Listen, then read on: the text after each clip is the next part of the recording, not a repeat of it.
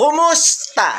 Mga DDS na tatanga-tanga at tinatawag ang aming presidente na bangag. Ano ito? Isang DDS vlogger na ang pangalan ay Julia Perielo TV. Makikita nyo yan Facebook niya. Ito ay isang DDS vlogger at supporter na nahulian ng droga. Akala ko ba si BBM ang bangag? Kayo pala. Mga DDS, let's G!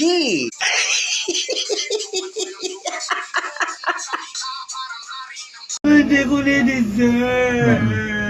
Galay ko na, sir. Galay ka mo. Okay. Galay ko na, sir. Kipag galay ka mo na. Sino galay ka kami dyan? Galay ka mo. Wala. Palay pa ka mo. Live ka mo paliyog, please. Okay. Live ka mo paliyog. Live ka mo paliyog. Dito na lang ako sa station. Hindi gina.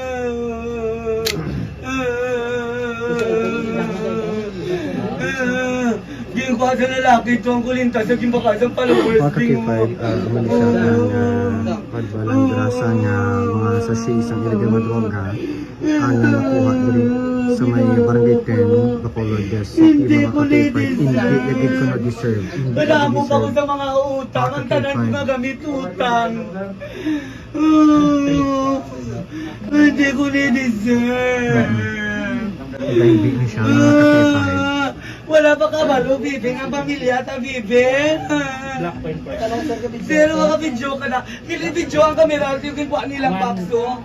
I-video nga, wala mo ginabidyo sir raw. I-video na ako. Sugo ko sa imo, i-video na ako. Di pa lang sila kakarao. Sir, i-video. Mga wala mo ginatoon sir raw. I-video sir raw. O wasak nila, kakaharap pag sir raw. Pagsulod nila, na hanggatulog lang kami di sir. Gulpi lang kami nila binulan. Ang amon sa Kapin 50 gramos nga ginaaligar shabu ang nakuha diri sa vlogger nga si Julia TV diri sa may barangay 10 Bacolod City. Bago lang gid natapos subong na mga hapon mga alas 5:49 ang paghalin diri sa aton sini nga katapos ang PDEA o podyo sini ang iya sini nga living partner apon sarya o kung subject ang iya sini nga living partner mga ka-K5 kag ginapanginwala gid no sang vlogger nga ini nga hindi siya kaga hindi yan i-deserve ang pagdakop kag pagmonitor sang iya sini nga living partner sa pagbaligya sang illegal nga droga o si K5 Berto Gakit, K5 News FM.